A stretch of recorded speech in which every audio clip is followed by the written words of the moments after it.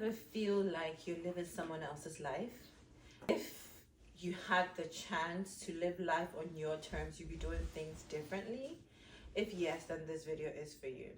Hi guys, my name is DionneTweneboah and welcome to my channel. So the essence of this channel is to share tips, life advice, and strategies that I am implementing to unleash my purpose, develop that purpose, and deploy my purpose. So if you're into personal development, self-growth, trying to live a life on your terms, then you're at the right place. Like the question I just asked, most people live. My name is DionneTweneboah, and I wanted to invite you to an event I'm having on Saturday. It's called Glamour Goals, and the essence of the event is, you know how December 31st and January 1st, everyone is so pumped, I'm going to achieve this, all these things in this new year. 2025 is going to be the best year of my life. Unless you change, 2025 is just going to be another year of your life, right? And research has shown that by February 1st, most people forget about their New Year's resolutions, right?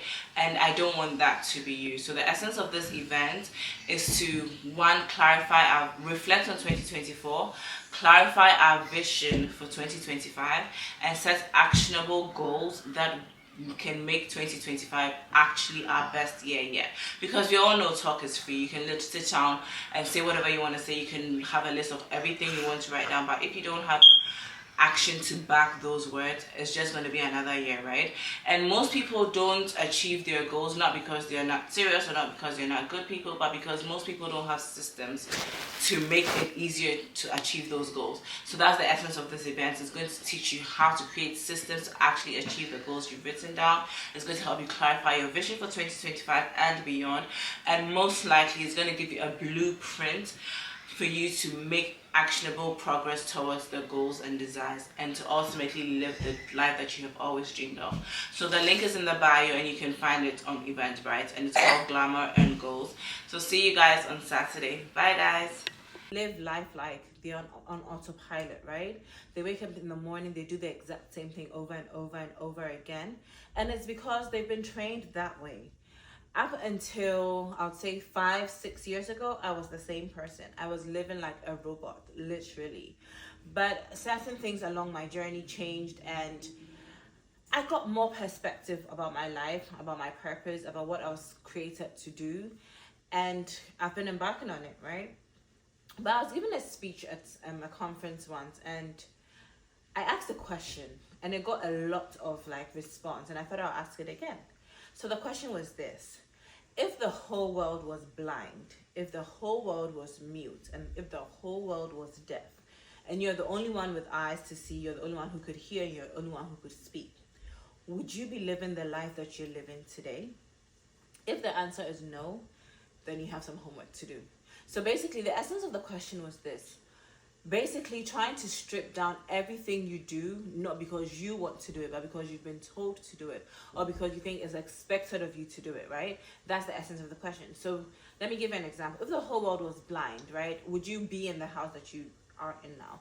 If the whole world was blind, would you buy the car that you're buying now? Because the reality is that most of us are so pressured by society that we're doing things that we do not genuinely enjoy doing.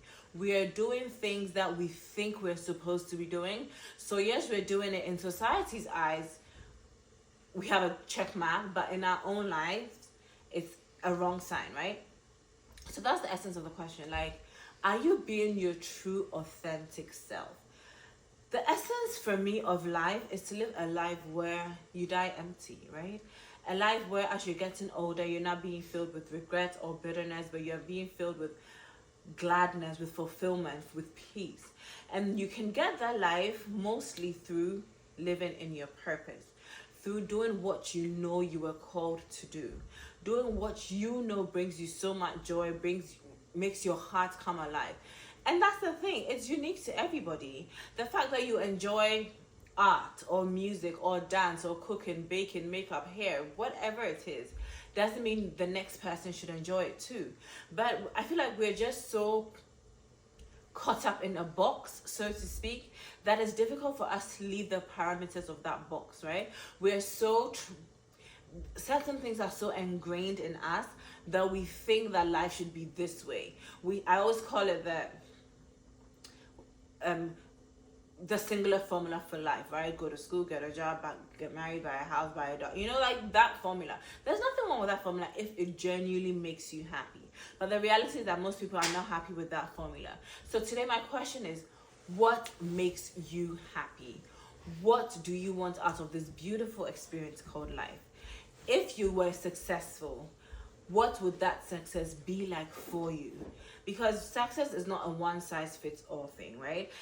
My definition of success is very different from even my brother's definition of success or my husband's definition of success. And that's very okay, because we can't all have the same definition of success, right? But society is doing a very good job of making us all think that to be successful, you have to have X, you have to have Y, you have to have Z. No. What is your definition of success? What would a successful life be for you? If God forbid today was the last day on earth, how would you have been able to say, I lived a successful life?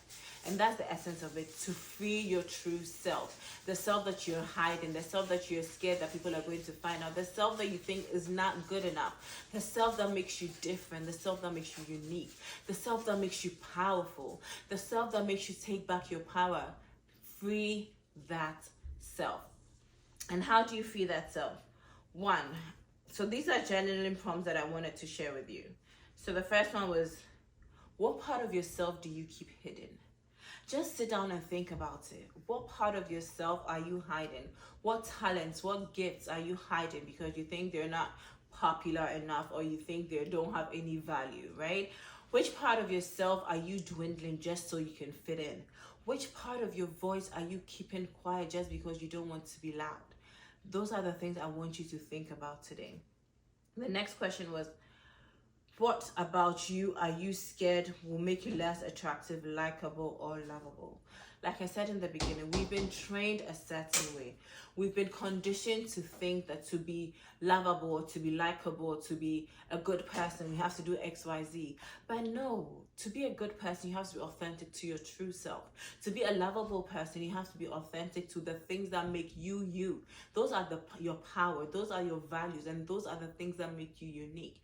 And the last journaling prompt is, what would you do if you didn't care at all about what people would think? What would people say or think? This question has stopped so many people. You have no idea. The fear of failure has stopped, the fear of criticism actually has stopped so many people from owning their truth.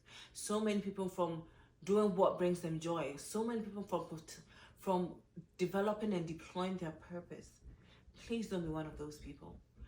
What would you do if no one cared about what you're doing?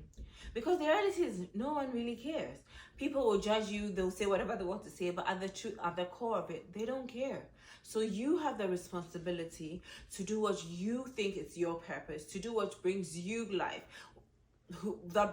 makes you come alive, provided it is legal and moral, right? But the essence is live a life on your live a life by your purpose, right? Live a life by your design. How do you do that? One, decide what success is for you. Like I say, success is not a cookie cutter. It's not a one size fits all. Define your definition of success. What does success look like to you? What does success look like for you? What does success feel like to you? And then once you've decided that, create a plan to bring that to fruition. So let's say success for you is to become a Michelin star chef, right? What is the first step to becoming that? Maybe going to culinary school, maybe starting your own restaurant, or working in a restaurant that you think has potential or is in alignment with the kind of cuisine you like. Whatever it is, once you've decided what your idea of success is, write it down and create a plan to achieve it. Please, please, please don't leave one other day to chance. Take charge of your life, take charge of your value, your potential, your ability, and let's create a life by design that we will all be proud of at the end of the day. That's all for today, guys. Thank you so much for watching. And if you want to know more about success and how to live life on your terms, watch this video next. Bye, guys.